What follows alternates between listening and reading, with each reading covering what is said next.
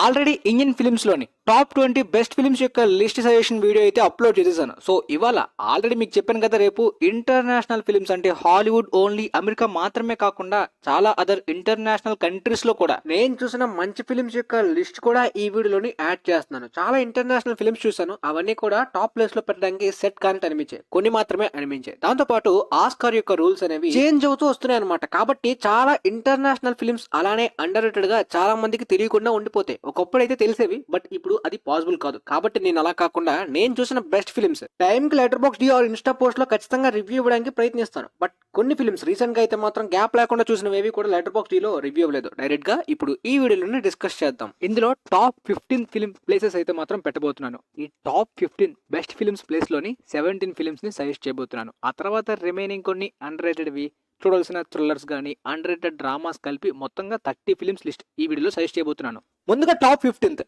Kinds of kindness, Yorgos Lanthimos. Poor things తర్వాత మరొక crazy and mad stuff తోటి almost same cast తోటి ఆంథాలజీని డిజైన్ చేశారు. నిజానికి ఇది చాలా మందికి అర్థం కావడం కొద్దిగా కష్టం అనిపించవచ్చు. ఈ 3 డిఫరెంట్ స్టోరీస్ ఉండే ఆంథాలజీకి 3 డిఫరెంట్ టైటిల్స్ కాదు, సేమ్ టైటిలే, కైండ్స్ ఆఫ్ కైండ్నెస్ అని చెప్పి 3 టైటిల్స్ ని కూడా పోస్టర్ ద్వారా మనకి రివీల్ చేశారు. ఆ 3 పోర్షన్స్ లోని రెడెంప్షన్, మ్యానిపులేషన్ అండ్ ఫెయిత్ ని చాలా వియర్డ్ గా చూపించారు అనమాట. ఈ type of weird and different or type of dramas నచ్చిన ఫిల్మ్ లవర్స్ పక్కాగా మిస్ కాకుండా చూడాల్సిన ఫిల్మ్ ఇది. ఈ వియర్డ్ తో కూడుకున్న కొన్ని వైలెంట్ సీక్వెన్సెస్ అయితే మాత్రం చూడడానికి కొద్దిగా అన్కంఫర్టబుల్ గా అనిపించేలాంటి కొన్ని సీన్స్ కూడా ఉంటాయి. లైక్ పూర్ థింగ్స్ కి మించిన వియర్డ్ గా ఉంటుంది సినిమాలోని స్టఫ్ అయితే మాత్రం. కాబట్టి చూసే ముందు ప్రిపేర్ అయ్యి చూస్తే చాలా బెటర్ అనమాట. మరి పూర్ థింగ్స్ లెవెల్ అని చెప్పను గానీ పక్కాగా ఒక మంచి experimental type of story telling ఇది. ఆ తర్వాత top 14 Singh Singh. Already review అయితే మన ఛానల్లో వీడియోస్ ద్వారా అదే హాలీవుడ్ న్యూస్ టైమ్ లోనే ఇచ్చేసాను. A24 వాళ్ళ నుండి ఈ షాషాంక్ రెడెంప్షన్ వైపు ఇచ్చేలాంటి ఈ ఫిల్మ్ రియల్ లైఫ్ లో కూడా ఉండేలాంటి ఈ ఆర్ట్ రీహాబ్ ప్రిజన్స్. అందులో ఉన్న ప్రిజనర్స్ అయితే మాత్రం వాళ్ళలో ఉన్న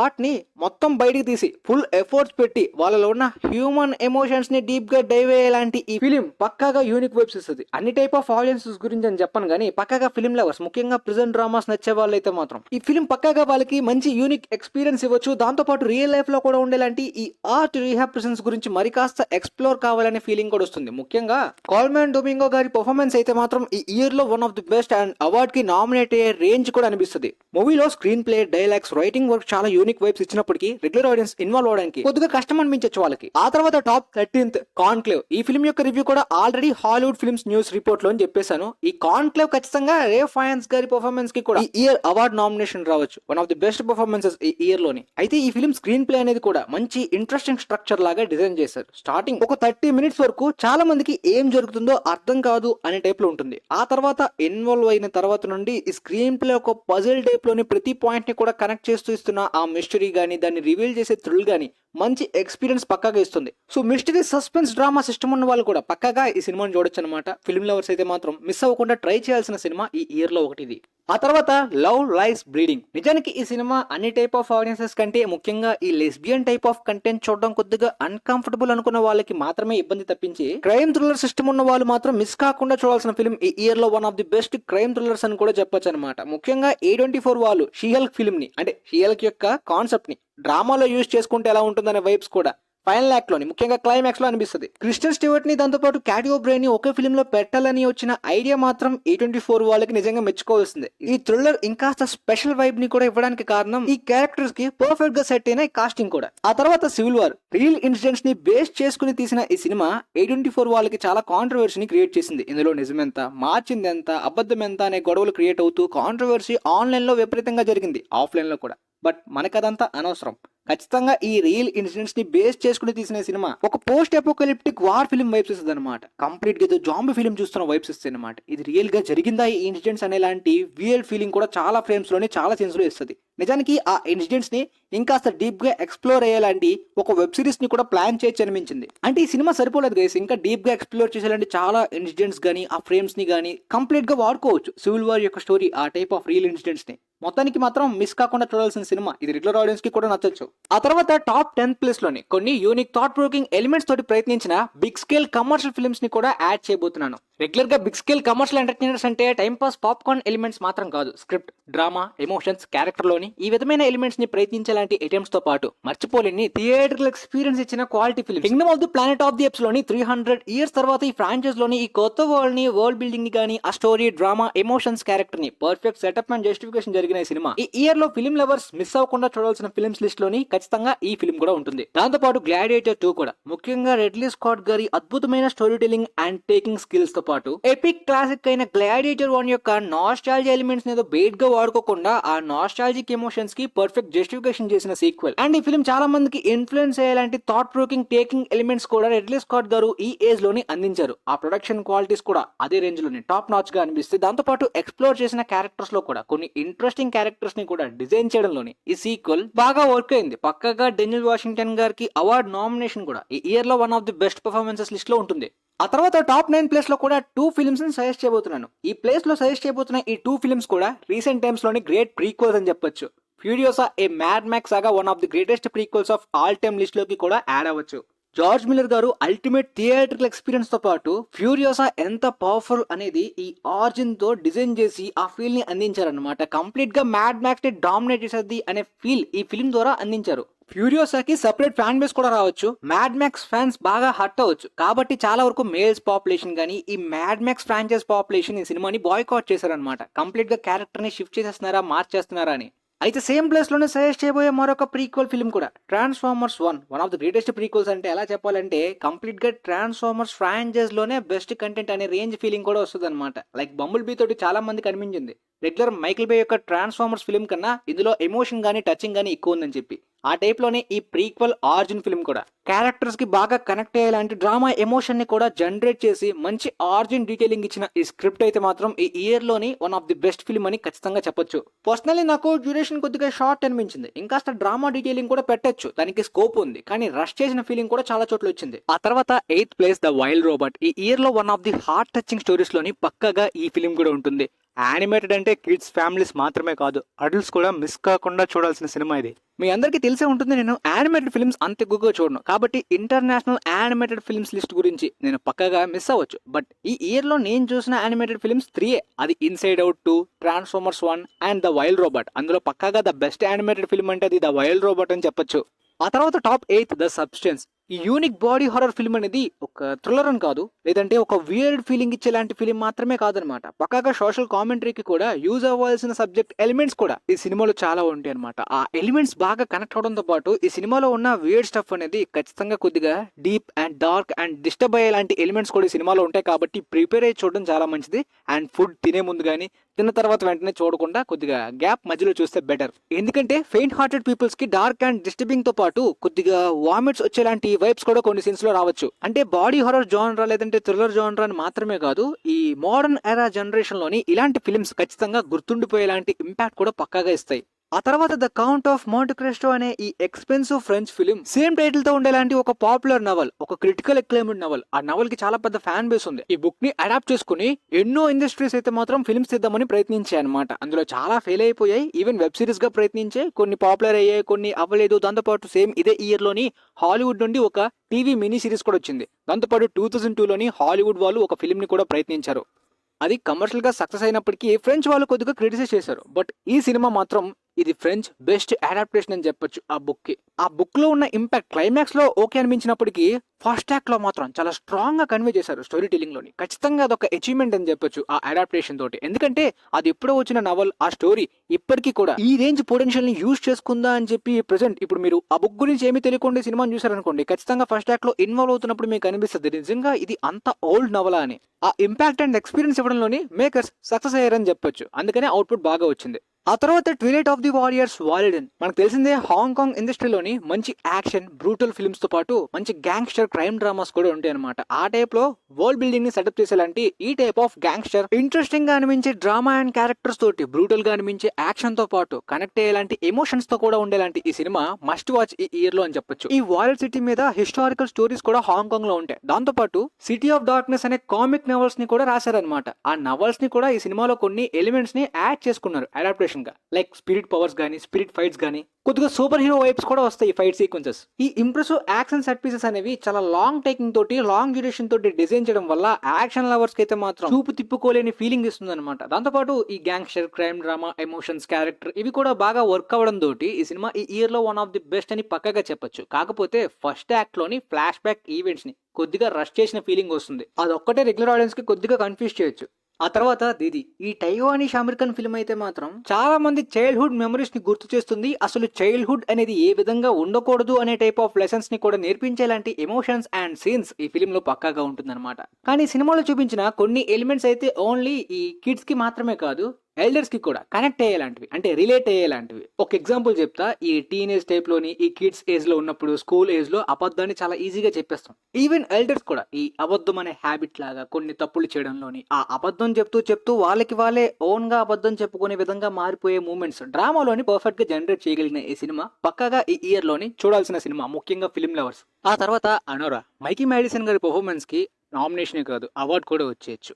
ఆమె స్టన్నింగ్ పర్ఫార్మెన్స్ వలన, లేదంటే సేన్ బేకర్ గారు క్యారెక్టర్ ని విధంగా డిజైన్ చేసి ఆయన స్టోరీ టెలింగ్ లో ఉన్న మ్యాజిక్ వలన ఈ క్యారెక్టర్ పక్కగా గుర్తుండిపోయేలాంటి ఇంపాక్ట్ కూడా చాలా సీన్స్ లోని, డ్రామాలోని, ఎమోషన్స్ లోని జనరేట్ చేయగలిగింది. మూవీ చూసే ముందు వార్నింగ్, అడల్ట్ న్యూడిటీ సీన్స్ చాలా ఎక్కువ ఉంటాయి కాబట్టి కొద్దిగా ప్రిపేర్ అయ్యి చూడండి అండ్ ప్రైవేట్ గా చూడండి. సేన్ బేకర్ గారి ప్రీవియస్ ఫిల్మ్స్ మీరు చూసినట్టయితే ఆయన స్టైల్ ఎలా ఉంటుందో ఎగ్జాక్ట్ గా అదే స్టైల్లో ఉండేలాంటి సినిమా ఇది. బాగా బోల్డ్ గా అనిపించే ఈ డ్రామా ఈ సినిమా చూసిన కొన్ని రోజుల వరకు కూడా మీకు గుర్తొచ్చేలాంటి మూమెంట్స్ ఈ సినిమా నుండి చాలా ఉంటాయి అన్నమాట. ఒక అన్ఎక్స్పెక్టెడ్ సిచ్యువేషన్ ద్వారా క్రియేట్ అయిన డ్రామా మొత్తం చాలా ఫాస్ట్ గా అప్పుడే అయిపోయిందా, ఇంకా సినిమాని ఎక్స్ప్లోర్ చేస్తే బాగుంటుంది, ఇంకా కంటిన్యూ చేస్తే బాగుంటుంది అనే ఫీలింగ్ కూడా వచ్చింది పర్సనల్లీ. సో ఫిల్మ్ లవర్స్ పక్కగా మిస్ కాకుండా చూడాల్సిన సినిమా. ఆ తర్వాత how to make millions before grand మా డేస్. గైస్, ఈ సినిమా ఒక ఇన్స్టెంట్ క్లాసిక్ వైబ్స్ ఇస్తుంది అనమాట. ఫ్యూచర్ లో చాలా మూమెంట్స్ లో ఈ సినిమాని మళ్ళీ రిపీట్స్ లో చూడాలనే ఫీలింగ్ కూడా తెప్పిస్తుంది.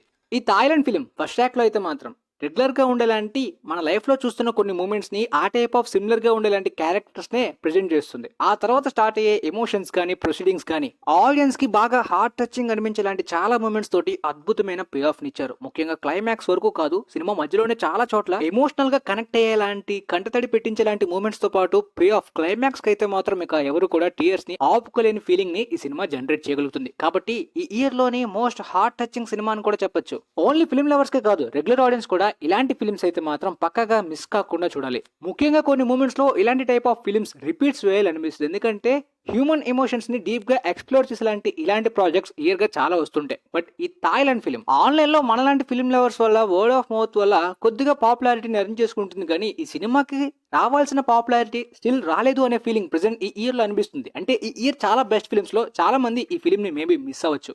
చాలా ఫిల్మ్స్ కి దక్కిన పాపులారిటీ ఈ సినిమాకి దక్కకపోవచ్చు. అండ్ థాయిలాండ్ నుండి ప్రతిసారి కూడా ఇలాంటి ఫిల్మ్స్ రావు కాబట్టి వాళ్ళ కంట్రీకి కూడా ఇది ఒక రేర్ అచీవ్మెంట్ లానే అనిపించచ్చు. బాక్స్ ఆఫీస్ దగ్గర కూడా బాగానే సక్సెస్ అయింది. ఇక టాప్ సెకండ్ ద ఐరన్ క్లా. నిజానికి ఈ సినిమా 2023లోని డిసెంబర్ 25 క్రిస్మస్ కి A24 వాళ్ళ నుండి రిలీజ్ అయింది. బట్ A24 వాళ్ళ ఫిల్మ్స్ ఎప్పుడు కూడా ప్రపంచవ్యాప్తంగా ఫుల్ ఫ్లెజ్డ్ గా రిలీజ్ అవ్వవు. ఈవెన్ నార్త్ అమెరికాలో కూడా లిమిటెడ్ గా రిలీజ్ అవుతుంటాయి. మన ఇండియా అండ్ ఇంటర్నేషనల్ కంట్రీస్ కి ఈ సినిమా 2024లోనే రిలీజ్ అయింది. సో నేను ఈ ఇయర్ లో చూసిన ఫిల్మ్స్ లిస్ట్ లోని టాప్ ఫేవరెట్ లిస్ట్ లో ఖచ్చితంగా ఈ సినిమా ఉంటుంది. కాబట్టి మరి లాస్ట్ ఇయర్ మనం సజెస్ట్ చేయలేదు కాబట్టి ఈ ఇయర్ టాప్ లిస్ట్ లో పక్కాగా పెట్టాల్సిందే. అండ్ ఈ ఇయర్ A24 వాళ్ళ నుండి ఏ కంప్లీట్ అన్నౌన్ టిమోథీ చాలమేది, దాంతో పాటు రాబర్ట్ ఎగర్స్ ది నోస్ఫెరాటు, దాంతో పాటు ద బ్రూటలిస్ట్, ఇలా చాలా ఫిల్మ్స్ అయితే మాత్రం డిసెంబర్ 25th 20th ఈ టైంలో రిలీజ్ అవుతుంటే మనకి మేబీ ఈ ఫిల్మ్స్ ఈ జనవరిలోని రిలీజ్ అవ్వచ్చంట. ఈ 2 ఫిల్మ్స్ ముఖ్యంగా ఈ ఫిల్మ్స్ అయితే మాత్రం ఈ ఇయర్ లో బెస్ట్ ఫిల్మ్స్ అనే రేంజ్ లో రెస్పాన్స్ వచ్చింది. కానీ మనం లాస్ట్ ఇయర్ ని చూడలేకపోయాం. సో ఇప్పుడు ఈ ఇయర్ ని చూడాల్సిందే. ఆ విధంగా ద ఐరన్ క్లా చాలా చాలా స్పెషల్ గా అనిపించింది. ఇన్ఫాక్ట్ మోడర్న్ జనరేషన్ రాకీ లాంటి ఫిల్మ్ అని కూడా అనిపించింది. స్పోర్ట్స్ జోనర్లోని రియల్ ఇన్సిడెంట్స్ ని బేస్ చేసుకుని చాలా స్టోరీస్ వస్తుంటాయి. బట్ ఇది పర్సనల్లీ ఆ డ్రామా, ఎమోషన్స్, క్యారెక్టర్ చాలా గట్టిగా కనెక్ట్ అవుద్ది. ముఖ్యంగా క్లైమాక్స్ లోని ఆ పే ఆఫ్ చాలా బ్యూటిఫుల్ గా ఇచ్చారు. ఆ తర్వాత టాప్ 1 డ్యూన్ 2. లిటరల్లీ హాలీవుడ్ కి చాలా చాలా గ్యాప్ వచ్చేసింది గైస్. ఒకప్పుడు Lord of the Rings films తీసుకోండి, అంతెందుకు అప్పట్లోని స్టార్ వార్స్ యొక్క ఒరిజినల్ ట్రయాలజీని తీసుకోండి, దాంతో పాటు అవతార్ గానీ, ఇలా కమర్షియల్ గా biggest cinematic achievement, game changing లాంటి మూవీస్ చాలా రేర్ అయిపోయాయి, ముఖ్యంగా మోడర్న్ జనరేషన్ లోనే. బట్ మన లక్కీ కాకపోతే రీసెంట్ టైమ్స్ లోని టాప్ గన్ మ్యావరిక్ గానీ, అవతార్ 2 గానీ, ఇప్పుడు డ్యూన్ పార్ట్ 1 పార్ట్ 2 గానీ వింటేజ్ హాలీవుడ్ గ్లోరీని మ్యాచ్ చేస్తున్నవే పోస్ట్ కోవిడ్ తర్వాత ఫిలిమ్స్ లో రావడం బిగ్గెస్ట్ అచీవ్మెంట్ ఇండస్ట్రీకి అనిపించింది అనమాట. ఫర్ ఎగ్జాంపుల్ స్క్రిప్ట్ లో గానీ, రైటింగ్స్ లో గానీ, screen play, characters, drama, emotions ప్రతి క్రాఫ్ట్ లోని టెక్నికల్ గా ఆల్రెడీ మాస్టర్ పీసెస్. బట్ ఈ వాల్యూస్ వల్ల బిగ్గెస్ట్ సినిమాటిక్ మాస్టర్ పీసెస్ గా అయితే మాత్రం మెయిన్ స్ట్రీమ్ జానరాలో ఒక కొత్త హిస్టరీని రీక్రియేట్ చేసే విధంగా ప్రపంచవ్యాప్తంగా ప్రతి ఫిలిం ఇండస్ట్రీస్ యొక్క ఫిలిం మేకింగ్ మీద గట్టిగా ఇన్ఫ్లుయెన్స్ అయ్యేలాంటి ఇంపాక్ట్స్. మరి నెక్స్ట్ ఇయర్ అవతార్ 3 గానీ, అప్కమింగ్ నోలన్ గారి ద ఓడిసీ ఫిలిం గానీ ఏ రేంజ్ లో ఇంపాక్ట్ ఇస్తే చూడాలి. లిటరల్లీ ఇన్సెప్షన్ గానీ, ఇంటర్స్టెల్లర్ గానీ, డార్క్ నైట్ గానీ last decade big scale films లోని నోలన్ గారు ఆయన range game changing impacts already ఇచ్చారు. మరి డెనీ విల్నోవ్ గారు కూడా ఈ బిగ్ స్కేలే కాదు, నార్మల్ గా అన్ని జానర్స్ ని కూడా పుల్ చేసి ఇంపాక్ట్ ఇవ్వగలిగే డైరెక్టర్ అని ప్రూవ్ చేసుకున్నారు ఆల్రెడీ. చూద్దాం మరి అప్కమింగ్ గా ఆయన, నోలన్ గారు, ఇంకా చాలా మంది, even Steven Spielberg, James Cameron, readily Scott లాంటి వారు కూడా గివ్ అప్ ఇవ్వట్లేదు, స్టిల్ ప్రయత్నిస్తున్నారు.